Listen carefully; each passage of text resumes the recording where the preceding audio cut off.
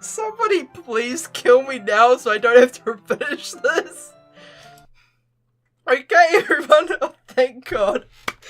Thank you, Monica. Hey guys, Cyclonic Flame here and welcome back to Doki Doki Literature Club. This is episode 4 and when we left off, we had Natsuki and Yuri arguing over, I believe it's to be me, and, well, I had to write yet another poem. Now, you guys have already seen me do this once before, so I'm just going to skip quickly over this into when I go back with the poem. Another day passes and it's time for the club meeting already. I've gotten a little more comfortable here over the past couple of days. Entering the club room, the usual scene greets me. Hi, Cha. Yo, Sayori. Looks like you're in a good mood today. I'm just still not used to you being in the club, that's all. I see. That's a pretty simple thing to get you in a good mood. But I guess it's always simple things with you anyway. Speaking of which, I'm kinda hungry. Will you come with me to buy a snack? No thanks. I was about to say sure, but okay, Cha. But that's not like you at all. I have my reasons. Why don't we take a look at your purse, Sayori? Why that, all of a sudden? No reason, really. I just want to look at it. Sayori nervously retrieves her coin purse. You look suspicious. She fumbles with the latch and gets it open. Then she turns it upside down and lets all of its contents spill onto the desk. Only 2 small coins fall out. Oh, you were trying to get me to pay for it, weren't you? I knew it. I can see right through you, Sayori. That's not fair. How did you even know? It's simple. If you had enough money in the first place, you would have bought a snack before coming to the club room. So either you're not hungry and want an excuse to take a walk, or you plan to conveniently forget that you spent all your money so that I would lend you some. But there's one more thing. You're always hungry. And so that only leaves one option. I give up! Don't make me feel guilty! If you feel guilty, that means you deserve to feel guilty. Yuri suddenly giggles. I didn't know she was listening in. Her face was in her book as always. I wasn't listening or anything. It was just something in my book. Yuri, tell Cha to let me borrow some money. Don't get me involved like that, Sayori. Hey, I didn't drag you into the fight with Natsuki and Yuri yesterday. You can chill out there. Besides, you should only buy what you can responsibly afford. And frankly, after pulling a mischievous little stunt like that, your suffering is far enough retribution. I didn't mean that. I got too absorbed into my book. I really like when you speak your mind, Yuri. It doesn't happen much, but it's a fun side of you. There's no way you could think that. You're right, though. I did something bad, and now I have to accept the retribution. That! Still, coming from you, Sayori, I guess there's a little devil inside all of us, isn't there? Don't let her fool you. Sayori knows exactly what she's doing. After all, she told you guys she was bringing me to the club before she even told me. But you wouldn't have come if it were for the cupcakes. You're not wrong. I would not have come if it wasn't for the cupcakes. I sold myself for a cupcake after all. So I had to trick Natsuki into making them. Come on, give me more credit than that, Sayori. Are you sure about that, Cha? Pwap. Out of nowhere, something smacks Sayori in the face and then tumbles onto the desk. Ow. What was... A cookie. Sure enough, it's a giant cookie wrapped in plastic. Sayori glances around. Is this a miracle? It's because I paid my restitution. Retribution. Actually, that one almost worked. Oh, it's Natsuki. Alright. I was just gonna give it to you. But then I heard you blab about the cupcakes. It was totally worth seeing your reaction though. Natsuki! That's so nice of you. I'm so happy. Sayori hugs the cookie. Jeez, just eat it. Sayori rapidly tears open the wrapper and takes a big bite. So good. Sayori suddenly clasps her hands over her mouth. I bit my tongue! You're going through a lot just over one cookie. She does have a point. Natsuki takes a bite of her own cookie. Yours looks really good too, Natsuki. Sayori, eyes on your own cookie, will ya? Can I try it? Jeez. Beggars can't be choosers. But yours is chocolate. Yeah? Why did you think I gave you that one? Fine. I'm still really happy that you shared this one with me. Sayori gets out of her seat and goes behind Natsuki and then wraps her arms around her. Jeez. Okay, we're getting some different type of action here. I get it. Cookie still in hand, Natsuki reaches up to nudge Sayori off her. Sayori suddenly leans down and takes a bite out of Natsuki's cookie. You can't be that serious about your cookies, Sayori. Hey! Did you seriously just do that? Mouthful, Sayori trots away to safety. Yuri and I laugh as well. Jeez, you're such a kid sometimes. Monica, can you tell Sayori? Huh? Natsuki glances around. Monica is in the club room. Yeah, that's unusual. Where's Monica anyway? Good question. Have any of you heard anything about her being late today? Not me. Yeah, I haven't either. That's a bit unusual. I hope she's okay. Of course she's okay. She probably just had something to do today. She's pretty popular after all. Eh? You don't think she has a... I wouldn't be surprised. She's probably more desirable than all of us combined. That's true. Excuse me? Suddenly, the door swings open. Sorry, I'm super sorry. Ah, there you are. I didn't mean to be late. I hope you guys weren't worried or anything. Yeah, sure we were. Eh? Monica chose the club over a boyfriend, after all. You're so strong-willed. Boyfriend? What on earth are you talking about? Monica quizzically glances at me. Never mind that. What held you up anyway? Well, my last period today was study hall. To be honest, I kind of just lost track of time. That makes no sense though. You would have heard the bell ring at least. I must not have heard it since I was practicing piano. Piano? I wasn't aware you played music as well, Monica. I don't really. I just kind of started recently. I've always wanted to learn piano. That's so cool. You should play something for us, Monica. Monica looks at me.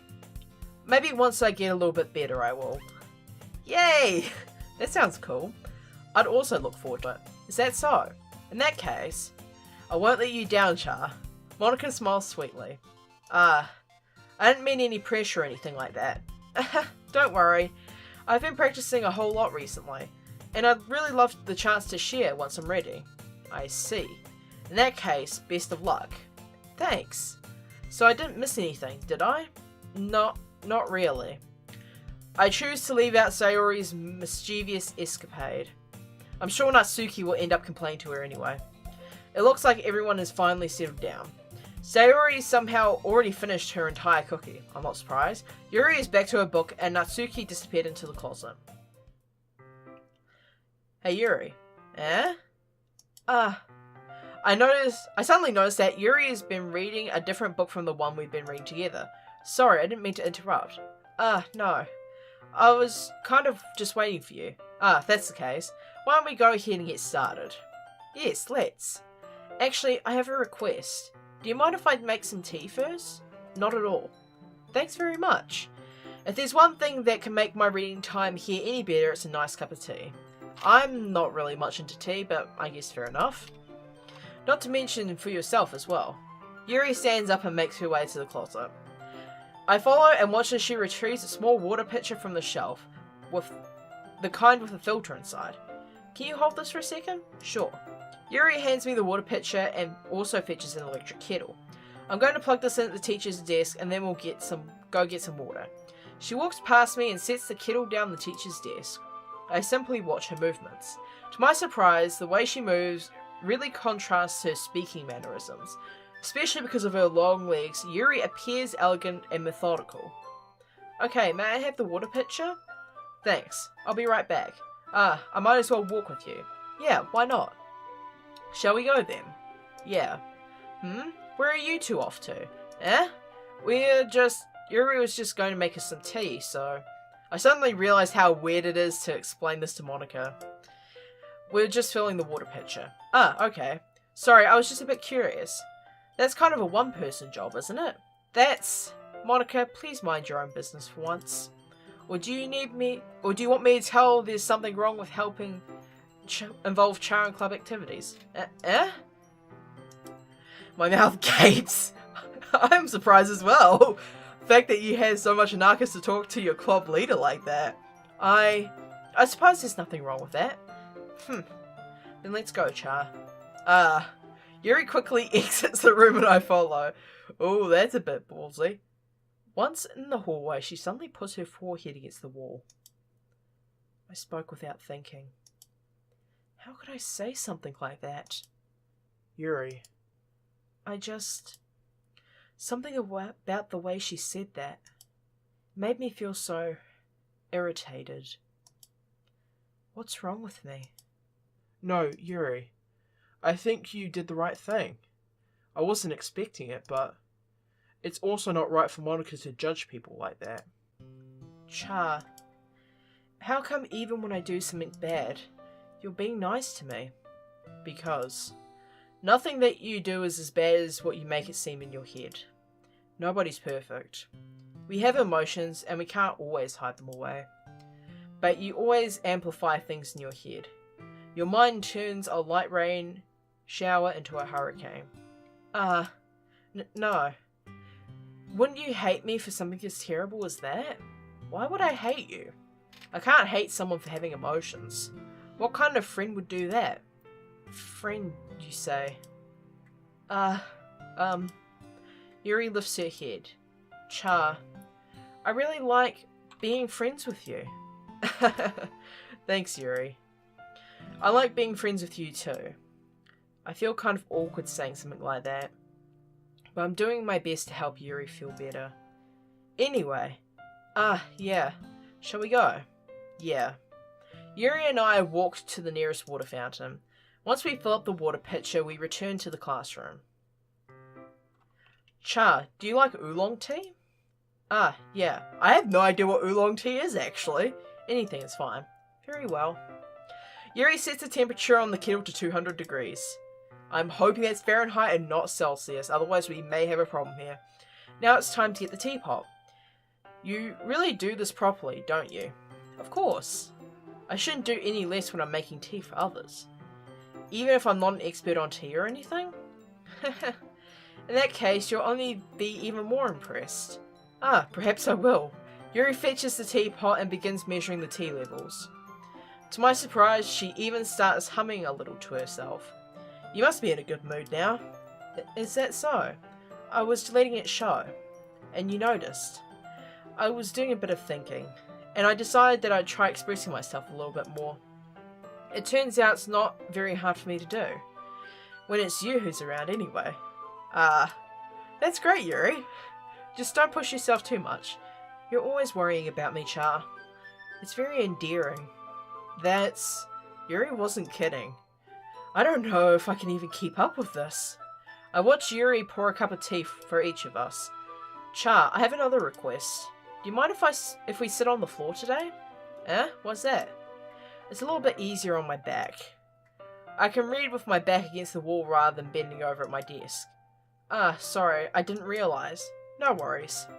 I just have back pain fairly regularly, so I do my best to manage it. Is that so? I wonder why that is. It's most likely because your posture, right? Always hunched over like that while reading? Yes! I have terrible reading posture. So that's why we should sit on the floor. Fair enough. I'll go ahead and get the book. That's not why she's having problems. I retrieved the book from my bag. I have some chocolate as well. It's a bag of small chocolate candies that I kept hidden from Sayori's candy radar. I take it since it will go well with the tea. Yuri and I sit against the wall, teacups at our sides. As if in sync, we assume the same reading position as last time, each one holding one half of the book. Except this time, our bodies are even closer to each other. I can't see too well. Yuri slides a little closer until our shoulders are touching. How am I supposed to focus on reading like this? Yuri was always kinda cute, but when she's being less apprehensive, it's almost more than I can handle. Your teacup. Yuri hands me my teacup. Holding it with my hand that's not holding the book, I end up in a position that makes it even harder to focus. Because now I need to worry about making sure I don't accidentally touch her Yep. This is currently happening. Meanwhile, Yuri hasn't noticed a single thing. She wears her intense reading expression, and I can only presume the world around her has faded away. I use all my willpower to focus on reading. After a few minutes, I finally manage to relax a little. I put the teacup between my legs and fumble with the chocolate wrapper. Sorry. I briefly let go of the book to finish opening the wrapper. You can have as much as you want. That's okay. I won't take any. Eh? Are you sure? Well, if I touch it, then I might get smudges on the pages. You're right. I didn't even think about that. My bad. No need to apologize. I'll hold the book, okay? Are you sure? Of course. Yuri opens the book with both hands. She holds it so that I don't have a harder time of reading from it. But as a result, her left arm is practically resting on top of my leg. Well, in that case, Yuri is already totally focused on reading again. I take a chocolate candy and pop it into my mouth. Then I take another chocolate, and I hold it up to Yuri. She doesn't even look away from the book. She simply parts her lips as if the situation was completely net. Why? Why is this currently a thing that's happening? I'm not comfortable with this situation. I'm not comfortable with what's currently happening. But that means I can't stop here. I apprehensively place the chocolate in her mouth. Just like that, Yuri closes her lips over it. Okay. Eh? Yuri's expression suddenly breaks. Yep. I'm surprised you only just noticed. Did I just... Yuri looks at me like she needs to confirm what just happened. Sorry. I guess I shouldn't have done that. Well, you were just helping. That's something that friends do, right? I mean, not really in this kind of context, but yeah, that's all it was. Yeah, then you don't need to stop or anything. I see. The situation has gone really tense and oddly humorous. Yuri tries to return to the book, but I can just tell by her expression that she can't even focus now. My heart is pounding. I nervously take another chocolate between my fingers. This time, Yuri's eyes meet mine. How did it even come to this? Yuri doesn't avert her gaze. I notice her chest rising and falling to the rhythm of her breaths. This is so awkward. I raise my arm. Like before, Yuri parts her lips, but it's different this time. I take the chocolate and place it in her mouth. I feel her hot breath on my fingers. Somebody please kill me now so I don't have to finish this. Okay, everyone. Oh, thank God. Thank you, Monica. Oh, why am I laughing so much? This is so... What is going on here? Yuri jots back. It's time to share poems. Cha, you can help Yuri put away the tea stuff, right? Yeah, of course. Okay, thanks. The spell is abruptly broken. You don't say! I'll take care of the cups. Yeah. Yuri picks up the teacups from the floor. I pick up the bag of chocolates.